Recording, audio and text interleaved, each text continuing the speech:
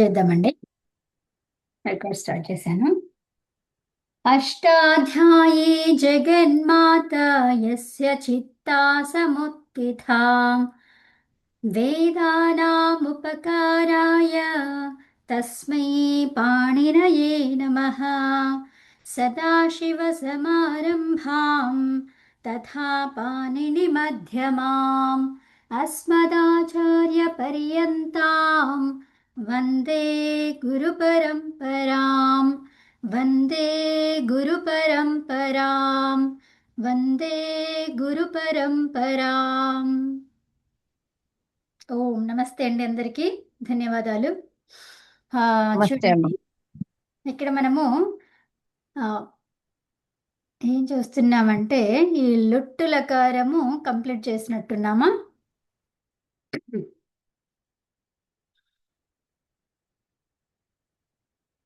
Thing కాదు, ఇవన్నీ అయిపోయినాయి కదా. లుంగు లకారం యొక్క 12 రకాలు మనం చూసేసుకున్నాము. ఇప్పుడు ఇది రాసుకోండి, షేర్ చేస్తాను.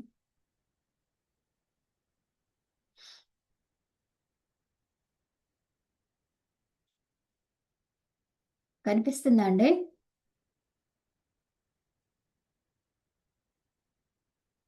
ఈ లుంగు లకారు 12 అయిపోయినాయి. ఈరోజు లిట్ లకారం. లిట్ లకారం రాసుకోండి.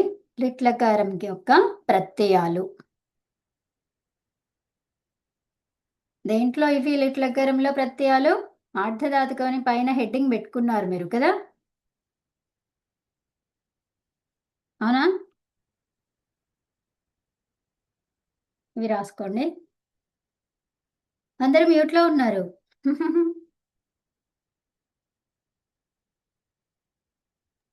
అవును మేడం. యా.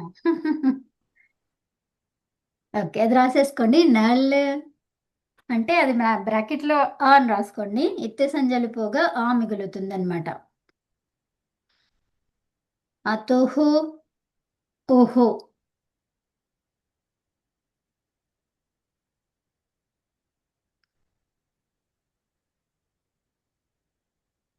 తర్వాత హల్, దానికి థా మిగులుతుంది. అథుహు ఆ. ణల్ వ మా. అలాగే ఆత్మనేపదిలో ఇక్కడ 6 ఉన్నాయి, అవి కూడా రాసేసుకోండి. ఇప్పుడే వస్తాను, నీళ్ళు తీసుకొని వస్తాను.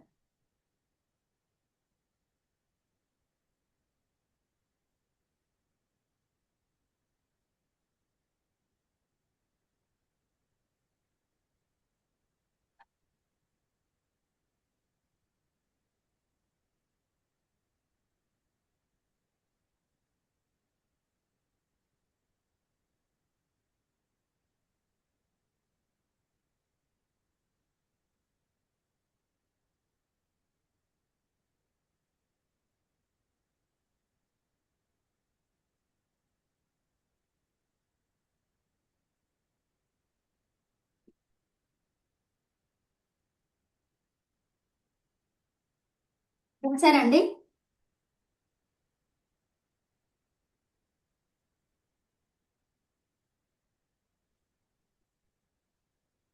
అయిపోయిందా? అయిందండి. ఓకే, నెక్స్ట్ ఆత్మనేపది కూడా అయిపోయింది కదా. ఇది రాసుకోండి. ఆర్ధధాతుక లేట్ లకారాలు. మనం ఇందాక వేదములో ఆర్ధధాతుక కొంచెం రాసుకోలేదు. ఓ రాయండి రాయండి. ఈ కింది ప్రత్యయాలు కూడా రాసుకోమంటారా? లేటువి లేటువి కూడా రాయాలి. ఓకే. ఇంతకుముందు సార్వధాతుకం మీరు రాశారు కదా, అట్లాగే రాశాను. సేమ్ అర్ధధాతుకం కూడా రాసేస్తే మీకు 32 అవి ఎలా ఉన్నాయి, రూపం ఎలా వస్తుంది అనేది తెలుస్తుంది. ఏ ఆతే ఇరే, ఇవి ఆత్మనేపది ప్రత్యయాలు. సే ఆథే ధ్వే, ఏ వహే మహే. లిట్లకారం అంటే ఏంటి?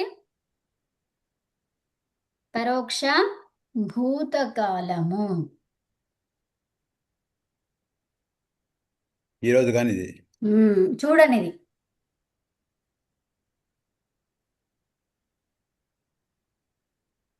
చూడని భూతకాలం కదా. రామాయణ మహాభారత కాలంలో చేసినటువంటిది ఏంటిది అది మనం చెప్పాలి అభూతులు. అంటే లిట్ లకారంలో చెప్తాం. అవునా? ఉమ్. ఉమ్. ఓకే అండి. రాసుకున్నాను. ఆ, ఇది రాయండి లేట్ ఇప్పుడు. చూపించండి.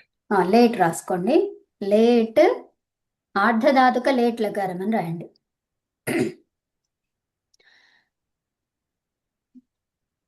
మనం ఇంతకుముందు సార్వధాతుక లేట్ లకారకే ప్రత్యయంకి ఆదిమే ఏం చేసాము, సిప్ రాసి దానికి స్ అని చెప్పేసి పెట్టుకున్నాం కదా. అట్లాగే ఇప్పుడు సార్వధాతుక లేట్ లకార ప్రత్యయం ఎలాగైతే ఉందో అట్లాగే ఆర్ధధాతుక లేట్ లకారకే ప్రత్యయ బన్ జాతే హే. ఎప్పుడు ఈ సార్వధాతుక లేట్ ఏదైతే ఉందో దాంట్లో సిప్ పెట్టుకున్నాం అనుకోండి. కవిత గారు ఒక్క నిమిషం అండి, అది ఒకటి నేను రాసుకోవాలి. ఉత్తమ పురుష అది రాయండి రాయండి సార్వధాతుకం. రాయండి. కొంచెం కింది కడ కొంచెం. చాలా ఆ, చాలు. ఆ, చాలు. ఓకే. తల్ అతుహు ఆ, సరే సరే ఆ. ఇంకా నల్లు రాశాను వామ. ఇది కూడా ఉత్తమ పురుష ఇది. రాశాను. ఓకే. ఆత్మనేపదివి తర్వాత రాస్తారా? రాశాను. రాసిందా? ఓకే. ఇక్కడ ఏం చేసాం మనము, సిప్ ప్లస్ అట్ లకార్, అట్ లగాకర్ బనే హుయే లేట్ లకార్ కే ప్రత్యయ. ఓకేనా? ఏం చేస్తున్నాం ఇక్కడ, మనకి అట్టుతో ఒకటి ఆటుతో ఒకటి అని చెప్పుకున్నాం కదా. లేట్ లకారం ఎలా వస్తుంది, అట్టుతో ఒకటి ఆటుతో ఒకటి కదండి. ఇప్పుడు మనము ఆర్ధధాతుక సిప్ ప్లస్ అట్టుతోని రాస్తున్నాము. ఇదేం చేయాలి, ఆర్ధధాతుకం ఎలా చేయాలి, ఫస్ట్ మనం సార్వధాతుకంకి ఎలా చేసాము, తింగ్ ప్రత్యయాన్ని తీసుకొని అట్ ఆటు పెట్టుకున్నాం కదండి. సో కానీ ఇక్కడ ఏంటి, సిప్ ప్రత్యయంని తీసుకోవాలి. ఓకే. సిప్ ప్రత్యయంని తీసుకొని ఏం చేయాలి, దానికి ఇత్తు సంజలు చెయ్యగా ఈ సిలో ఉన్నటువంటి ఇకారం కూడా తీసేయాలంట. తీసేస్తే అప్పుడు స్ మిగులుతుంది. ఓకే. సో అప్పుడు దానికి ఏం చేస్తాము, మనకి మిగిలినటువంటి సార్వధాతుక లేట్లకారంలో ఏం మిగిలింది, తీ మిగిలింది కదా. తీ అలాగా ఉన్నాయి, అతి అంతి అలా ఉన్నాయి కదా. అవునా? తోని అతి చెప్పుకున్నాం కదా. అతి అతహ అంతి గుర్తున్నాయా? చూడండి ఒకసారి తీసి. సో దానికి అర్థమైనా, దానికి ఏం చేస్తాము, ఇలా చేస్తామన్నమాట. అంటే అది లేకపోయినా మీకు ఈజీగా కావాలి అంటే జస్ట్ అతి అనేది మనకి సేట్లో వచ్చింది, సార్వధాతుక లేటులో, సార్వధాతుక లేటులో ఉన్నటువంటి ప్రత్యయాలు ఏవైతే ఉన్నాయో వాటికి సిప్ ఏదైతే ఉందో సిప్పుల సకారము కలిపితే వచ్చేటువంటిదే ఏంటిది, అది ఆర్ధధాతుక లేట్. ఓకేనా? అట్టుతోనే ఆర్ధధాతుక లేట్ అనమాట అది. సో దానినే మనం ఏం చేస్తున్నాము, సిప్ అట్. ఓకే.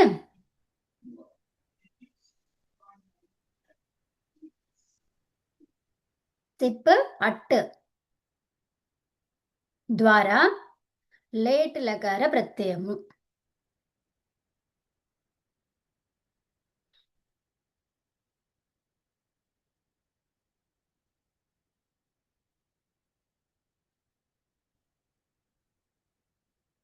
ఓకేనా?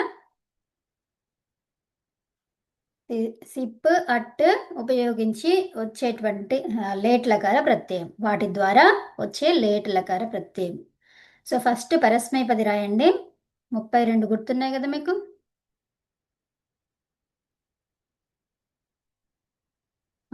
సతి, సతః, సంతి. అది ప్రథమ పురుష ఏకవచన ద్వివచన బహువచనంలో. అలాగే ప్రథమ పురుషలోనే మళ్ళీ ఉన్నాయి ఇంకా. ఓకేనా? ఏకవచనంలో సత్తని, తర్వాత సన్. దీనికి ఏమైపోయింది, సతహ అనేది లోపం జరిగిందన్నమాట. ఓకే. అది వస్తుంది కానీ లోపం జరిగిపోతుంది అనుకుంటా. సో అందుకని గీత పెట్టారు. ఓకే. ఇక్కడ ఏం పెట్టలేదు చూడండి, అసలు ఏమీ లేదనమాట అక్కడ. అర్థమైందా? ఇది ఏమీ లేకపోవడానికి దీనికి గీత పెట్టడానికి కారణం ఏంటి,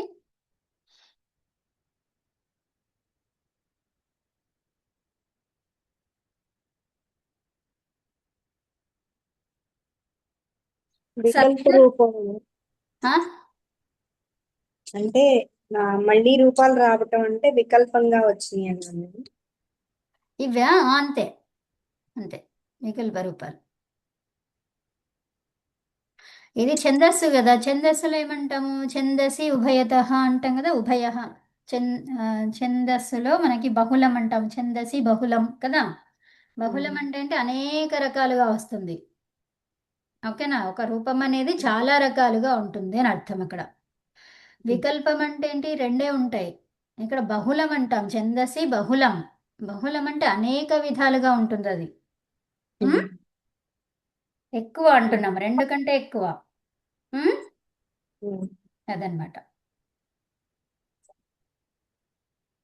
తర్వాత సత్ ఏకవచనంలో, ద్వివచనంలో ఏమీ లేదు, బహువచనంలో సన్. తర్వాత అదే ప్రథమ పురుషంలోనే సద్. ఇక్కడ సత్ అనగానే మీకు ఏమనిపించింది, ఇక్కడ భూతకాలం. అర్థమైందా? సత్ సన్ ఇవి భూతకాల రూపాలు. ఈ సత్ అనేదే సద్ అయింది, మీకు తెలిసింది కదా. జలాం జశోంతే, ఒకటి ఉంటే మూడు, మూడు ఉంటే ఒకటి, అవునా. తర్వాత మధ్యమ పురుషలో ససి సథః సథ.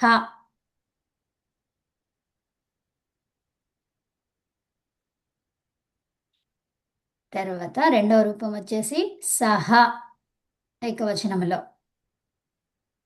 మధ్యమ పురుష ఏకవచనంలో రెండు ఉన్నాయి, ససి ఒకటి, సహ ఒకటి. ఓకేనా. తర్వాత ఉత్తమ పురుషం రాసుకోండి, సమి సవహ సమహ. తర్వాత భూతకాలం లాగా వచ్చేసి సమ్ సవ సమ. ఇక్కడ విసర్గలు పోయినాయి చూడండి. భూతకాలంలో విసర్గలు ఎలా పోతాయి చెప్తారు ఎవరైనా? ఎల్లప్పుడు అని చెప్పుకున్నాం. ఎల్లప్పుడు ఏమంటాము? ఎల్లప్పుడు ఉత్తమ పురుష ఎల్లప్పుడు మ్మ్. పిట్టు వల్లే పనిచేస్తుంది అని. కాదు, అది కాదు. ఈ విసర్గలు పోవడానికి సూత్రం ఏంటి? ఏం విసర్గలు లకారం అది? భూతకాలంలో వచ్చేటువంటి ఈ లకారం ఏమంటాము? రెండు భాగాలు చేశారు లకారాలు. సరే లంగ్ టెత్తులు, ఇంకోటి ఏంటి, గిత్తులు. డివిజన్ లో గిత్తులు. చెప్పాల్సిన టెత్తు గిత్తు. ఇప్పుడు ఏంటిది అది? నేను ఆల్రెడీ గిత్తుల ఒకటి చెప్పేశాను, ఎల్లప్పుడు అని చెప్పేశాను. చెప్పండి ఇంకా సూత్రం ఏం చెప్తారు. ఎల్లప్పుడు గిట్టుబట్టే పనిచేస్తుంది. గిత్తువత్త సూత్రం చెప్పమన్నాను. ఎల్లప్పుడు ఏమంటారు? ఎల్లప్పుడు అరే, ఎల్లప్పుడు నీ సంస్కృతంలో ఏమంటారు? సర్వదా నిత్యం నిత్యం నిత్యం. చెప్పండి ఇంకా అందులో ఉన్నది. నిత్యంగిత నిత్యంగిత. అయిపోయింది అంతే. ఇంత క్లూ ఇచ్చాను. నేను మ్యూట్ లో ఉండి చెప్పానండి ఇంతకు ముందే ఓకే చెప్పాను. ఓకే. నిత్యంగిత ద్వారా విసర్గలు లోపిస్తాయి. ఓకేనా. గిత్తులకారం చేస్తుంటే ఏమవుతుంది? గిత్తులకారాలు చేస్తుంటే విసర్గలు లోపిస్తాయి. నిత్యము ఎల్లప్పుడు ఏమేమవి గిత్తులకారాలు ఏవేవి తీసుకుంటాము? మూడే తీసుకుంటాము. ఏమేమవి? లుంగు లంగుల్ రింగ్, రింగ్ లుంగు లంగు రింగ్. రింగ్. అంతే. ఓకేనా. ఈ లుంగుని గుర్తుపెట్టుకుంటే రింగ్ వస్తుంది, రింగ్ని గుర్తుపెట్టుకుంటే లుంగ్ వస్తుంది. ఎందుకు? రివర్స్. తర్వాత మీకు తెలిసిన ఒక లకారం అయితే అందరూ వాడే లకారం లంగ్, దాన్ని మర్చిపోయే అవకాశమే లేదు కదా. అంతే. కాబట్టి ఈ మూడు. విధిలింగ్ ఎందుకు రాదు? విధిలింగలో విసర్గలు తీసేస్తామా? అది కాలానికి సంబంధించింది కాదు అది, అవునా. అర్థాలతో వచ్చేటువంటిది కాబట్టి దానికి అలాగే ఉంటుంది. అది గిత్తులకారాలలో కౌంట్ చెయ్యము ఇక్కడ సూత్రంలో, అది రాదు. దానికి వేరే సపరేట్ సూత్రాలు ఉన్నాయి, అవునా. ఉన్నాయా లేవా? నెక్స్ట్ ఇది చేయండి. ప్రథమ పురుష ఆత్మనేపదిలో ఎలా ఉంది? సతే సైతే సంతే. సతే సైతే సంతే. తర్వాత రెండవ రూపం వచ్చేసి సతై ఏకవచనంలో. సతై. ద్వివచనంలో ఏం లేదు. బహువచనంలో సంతై.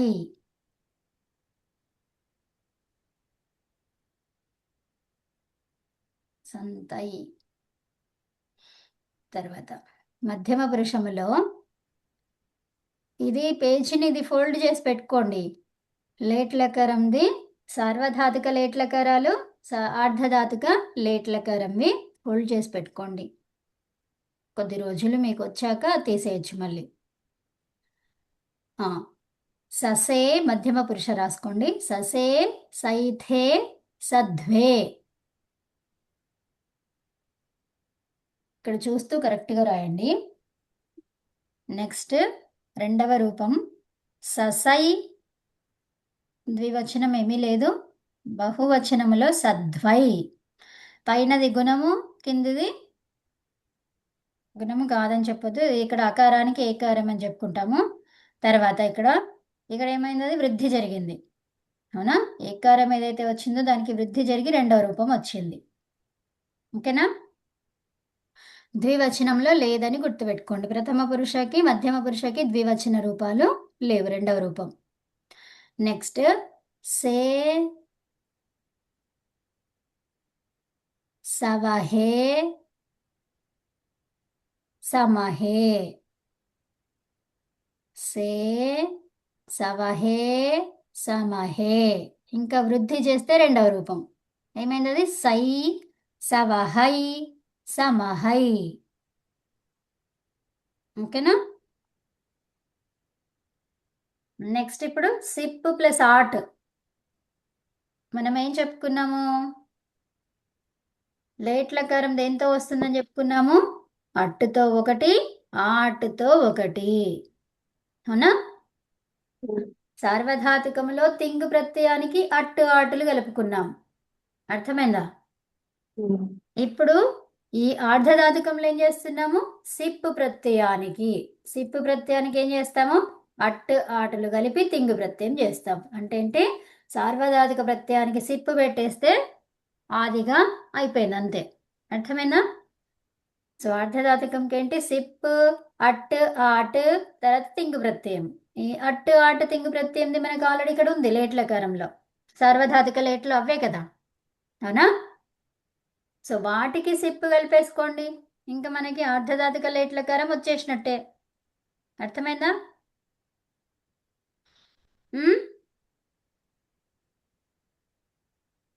ఓకే.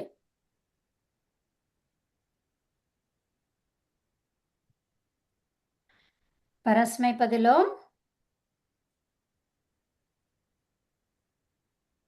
ఇది ఆత్మనేపది, రైట్ సైడ్ ఆత్మనేపది. ప్రథమ పురుషలో సాతి, సాతః, శాంతి. ఏంటిది? ఆట్ ద్వారా. అవునా? ఆటలో మిగిలింది ఏంటి? ఆ. సిప్పులో మిగిలింది ఏంటి? స్. ఏమైంది, అది సా. ఇంకా తింగు ప్రత్యయంని కలపండి. తి, సాతి, సాతః, శాంతి.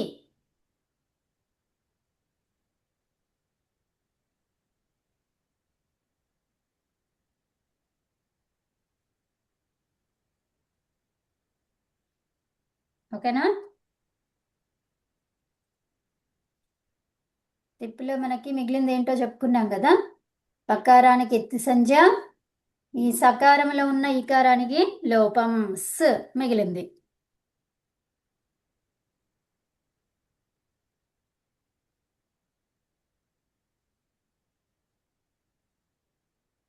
తిప్, ఆట్, తిప్.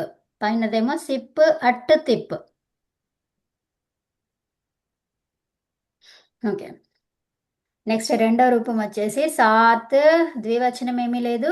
సాన్ బహువచనంలో. మూడో రూపం వచ్చేసి ఏమైంది? సాత్ ఉంటే ఒకటి ఉంటే మూడు, సాద్. నెక్స్ట్ మధ్యమ పురుష రాసుకోండి. సాసి, సాథః, సాథ.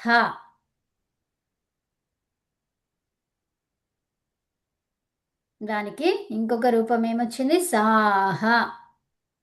మధ్యమ పురుషలో ఒకటే రెండవ రూపం ఉంది ఏకవచనానికి, అది సాహ. ద్వివచన బహువచనాలు లేవు.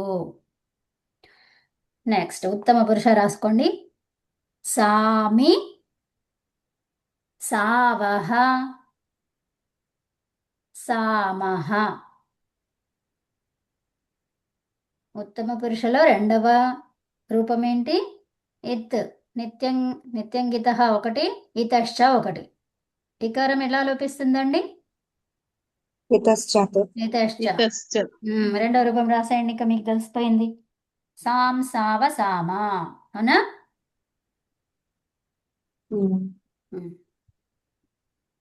నెక్స్ట్.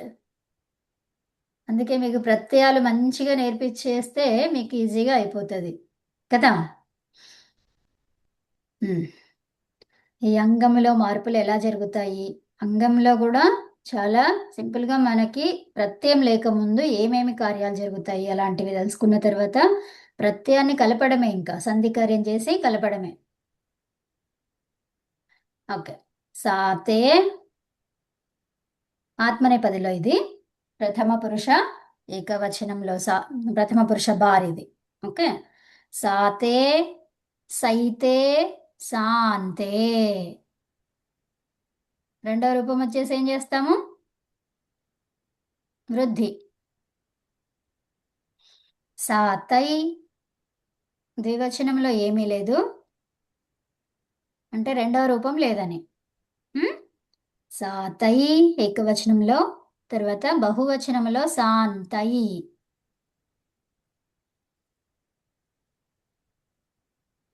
ఇక్కడ వృద్ధి అన్నాను చూడండి, ఏకారం ఉంటే దానికి ఏకారానికి వృద్ధి ఐ. ఇక్కడ కూడా శాంతేలో ఏకారం ఉంది, వృద్ధి జరిగి శాంతై. నెక్స్ట్ మధ్యమ పురుష రాసుకోండి. సాసే, సైథే, సాధ్వే. రెండవ రూపం వచ్చేసి వృద్ధి చేయండి.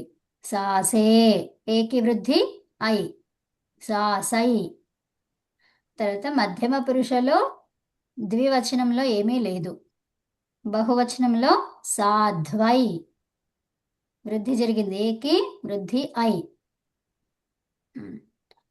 తర్వాత ఉత్తమ పురుష రాసుకోండి. సే, సావహే, సామహే. ఈ మొత్తం వృద్ధి చేసేయండి, రెండో రూపం వస్తుంది. సై, సావహై, సామహై.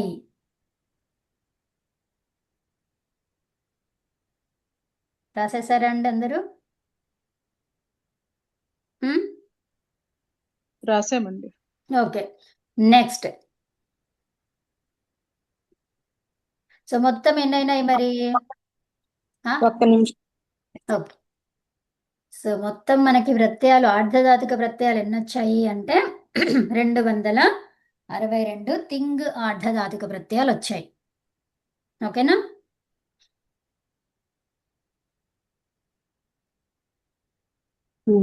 ఓకే. సో ఇప్పుడు మనకి కృత్ ఆర్ధధాతుక ప్రత్యయాలు రాసుకోండి. అక్కడ తింగ్, మొత్తం తింగ్ ఆర్ధధాతుక ప్రత్యయాలు ఎన్ని? 262. సో లట్టులో ఎన్ని వచ్చాయి? లట్టు కాదు, ఆర్ధధాతుకం ఏమేమి రాసుకున్నాం మనము? లిట్, లుట్, రెట్, తర్వాత లుంగ్, రింగ్, ఆ తర్వాత లేటులు 2. అవునా? 2 అంటే ఏవేవి? అట్టుతో 1, ఆటుతో 1. అర్థమైందా? సో మొత్తం ఎన్నయ్యాయి? 7. 7 లకారాలలో కలిపి మొత్తం తింగు ప్రత్యయాలు ఎన్నొచ్చాయి? 262. ఏంటివవి? తింగ్ ఆర్ధధాతుక ప్రత్యయాలు. తింగ్ ఆర్ధధాతుక ప్రత్యయాలు ఎన్నండి? 262. 262. సో తింగ్ సార్వధాతుక ప్రత్యయాలు ఎన్నొచ్చాయి?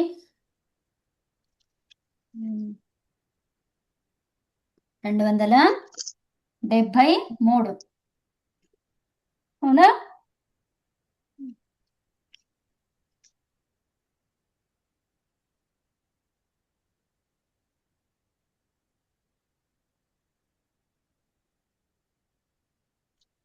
ఓకే, అయిపోయిందా? నెక్స్ట్ ఇది రాసుకోండి.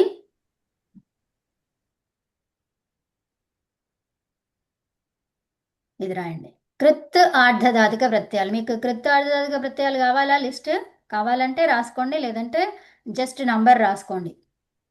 రాసుకుంటారా? ఇవి 115 ఏంటివి అవి? కృత్ ఆర్ధధాతుక ప్రత్యయాలు. ఓకే, కృత్ సార్వధాతుక ప్రత్యయాలు కూడా ఉన్నాయా? చేసుకున్నాక షిత్తులు రాయలేదా? అందులో 9 వచ్చాయి కదా. అది నేను రాసామండి, రాసాము. మొత్తం మొత్తం కలిపి వాటిని ఏమన్నాము? 17 చెప్పుకున్నాం, అవునా? 11 + 6 అంటే ఇవి 11. కృత్ సార్వధాతుకాలు 6 వచ్చాయి, 11 డిస్క్రిప్షన్ లో వచ్చాయి. ఉంటది కదా కవిత, డిస్క్రిప్షన్ లో ఉంటది కదా. డిస్క్రిప్షన్ లోనా? కొన్నిటికి పెట్టాను, కొన్నిటికి పెట్టలేదు, పెడతాను. ఓకే, ఎక్కడ డిస్క్రిప్షన్ అంటున్నారు మీరు? వీడియోలోనా? కాదు, మీరు కొన్ని పంపిస్తున్నారు కదా, అందులో చూస్తే అందులో మనకి ఉన్నాయి. యా యా అందులో ఉంటే తీసుకుని అది చూసి రాసుకుంటాను. యా. సో వికరణ ఇప్పుడు రాసుకుంటారా? ఇవి అవసరం లేదా? కృత్ సార్వధాతుకాలు కృత్ సార్వధాతుక 115 అంటే పైన ఉన్నాయి కదా, ఇవి కదా రాయాలి. ఇవే ఇవి లిస్ట్ 115. ఫోటో తీసుకొని పెట్టుకొని ఫోటో రాసుకుంటాను. తీయండి, ఫోటో తీసి That ఇప్పుడు will be easy. రాస్తానంటే రాయండి, లేకపోతే మళ్ళీ మిస్ అయిపోతారు. ఇప్పుడే రాస్తాను అనుకుంటే ఇప్పుడు రాసేయండి అట్లా. మరి గట్టిగా కొందరు ఉమ్. కలెక్టివ్ మీరు ఒపీనియన్ ఒక 10 minutes టైం ఇవ్వండి కవిత, రాసేస్తే అయిపోతుంది. రాయండి. యా రాయండి. యా, నేను చెప్పాలా లేకపోతే మీరే రాస్తూ ఉంటారా? ఎట్లయినా పర్వాలేదు. నువ్వుల్ మొదటిది నువ్వుల్. ఇలా ఇలా రాయండి, ఓకేనా? ఇలా రాస్తే మీకు ఈజీ అవుతుంది. అది ఈ వరుసగా రాయండి. యాక్చువల్గా మీరు ఒకదాని కింద ఒకటి రాస్తే ఏమవుతుందంటే మీరు అది వచ్చినప్పుడు దాని అర్థం కూడా రాసుకోవచ్చు. ఒకదాని కింద ఒకటి రాయండి, ఓకేనా? ఓకే, అర్థ సందర్భం కూడా రాయొచ్చు. తర్వాత మీకు ఏదేది నేర్చుకుంటున్నారో దాని అర్థం అక్కడ రాసేయాలి. నేర్చుకున్న తర్వాత రాయాలి, నేర్చుకోకముందు కాదు. ఓకే, ఎందుకంటే మీరే తెలుసుకొని మీరే రాయాలి. అక్కడ ఏ సందర్భంలో నువ్వులు వచ్చింది, అర్థ సందర్భం అక్కడ భావే అని వస్తుంది, ఓకేనా? భావే లేకపోతే కర్తరి అనుకుంటే అట్లా వస్తూ ఉంటాయి అన్నమాట. సో అప్పుడు మీరు రాయాలి అవి. ఓకే, ఇప్పుడు మనకేమన్నాము? పాఠకః అన్నాము. పాఠకః అంటే ఏంటిది? పఠధాతువు అది, అవునా? పాఠకః అంటే చదివేవాడు అంటే ఏమర్థంలో వచ్చింది? అది కర్తరి అర్థంలో వచ్చింది. అర్థమైందా? నువ్వులు అనేది ఎందులో వస్తుంది? కర్తరి అర్థములో. అంటే కర్తరి అంటే ఏంటి? కర్తని ద్యోతించడానికి, ఓకేనా? సో అట్లా అర్థాలు రాసుకోవాలి కాబట్టి ఒకదాని కింద ఒకటి రాయండి ప్రత్యయాలన్నీ కూడా. నువ్వుల్ వ్రయ్య, వ్రయ్య కాదు, సరే, ఉయ్. తర్వాత న్యత్, ఘై. ఓహో, ఇట్లా రాయకూడదా కవిత గారు? ఇట్లా నిలువు అంటే ఒకదాని కింద ఇలాగా ఆహా, నువ్వుల్ అని ఇది రాశారు. అట్లా కాదు. దాని కింద ఉయ్ అని రాయండి. దాని కింద ఇట్లా రాస్తుంది నేను. అలా హోకాయ్, హోకాయ్. అదొద్దు, ఇలా రాయండి. ఇది ఒక ఓకే, మీకు ఆర్డర్ గా ఉంటది ఇది. ఓకే, అందుకే ఫస్టే చెప్పాను కదా, మీరు ముందే ఓకే, చెప్పాను.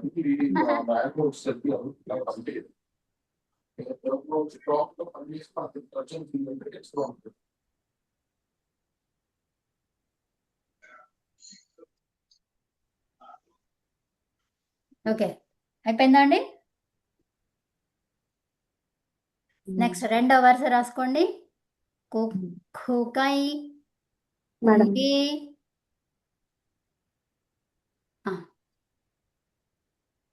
యట్.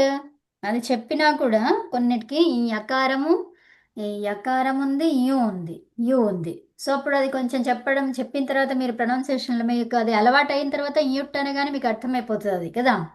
సో ఇప్పుడు మాత్రము చూస్తూ కరెక్ట్గా రాయండి. యుట్, ఇక్కడ ఇయ రెండు వచ్చాయన్నమాట. యకారం, ఇక్కడ యకారం అంటున్నాం, ఇక్కడ యకారం అంటున్నాం. ఇయట్, న్విన్, న్విన్, తర్వాత ఘినున్, ఉకై, అణ, అణచ్.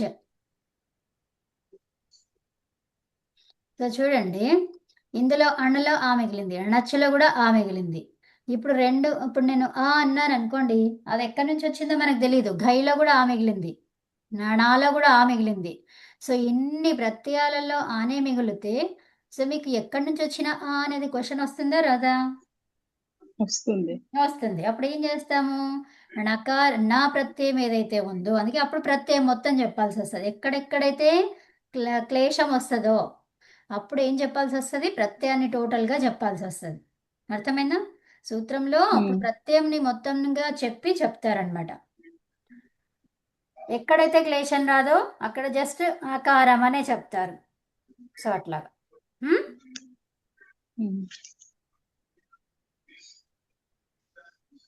నెక్స్ట్ ఇవి రాసుకోండి. 3వ వరుస ఎణన్, ఇయ, అనవచ్, నముల్, ఖముయ్.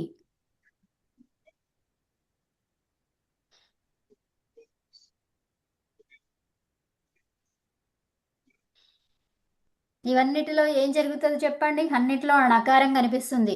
ఏం జరుగుతుంది? నకార యకారాలు ఉన్న చోటల్లా ఇత్తు సంజ ఉంటే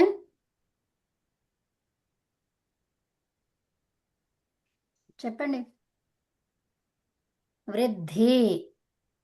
ఏం జరుగుతుంది?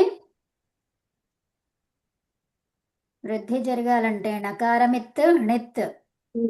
నిత్తిత్తులు. నిత్య ఎత్తు కనిపించాయా ప్రత్యయాలలో? కనిపించిన చోటల్లా ఏం జరుగుతుంది? వృద్ధి.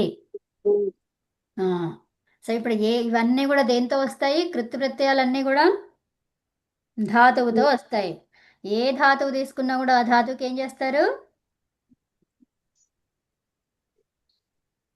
అంగంకి వృద్ధి చేయాలి కదా. అంగంలో ఏముంది? ధాతువే ఉంది. సో ధాతువుని ఏం చేస్తారు? వృద్ధి చేస్తారు. ఓకే, నెక్స్ట్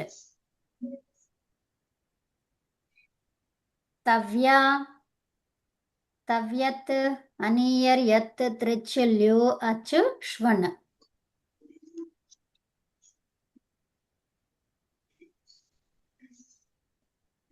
ఇప్పుడు ఈజీగా ఉందా ఇందిరా గారు? పైనుంచి కిందకి ఇలా రాశారనుకోండి, అప్పుడు దానికి ఏ సంబంధం లేకుండా ఉండేది. అవునవును. తవ్య, తవ్యత్, అనీయర్, యత్, త్రిచ్, ల్యూ, అచ్, ష్వన్. ఇవన్నీ ఒకదాని కింద ఒకటి రాయండి.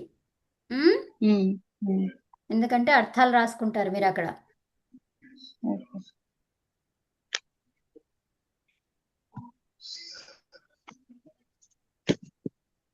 ఏ సందర్భం